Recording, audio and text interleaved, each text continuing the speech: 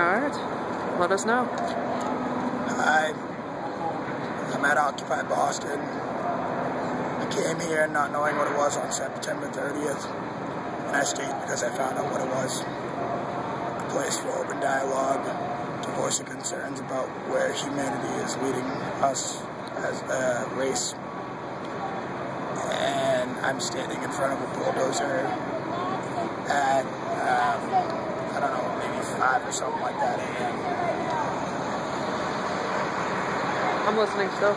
I just wanted to get the bulldozer. And if I have anything to say about it, this fucking thing isn't gonna move without me in cuffs. Very well.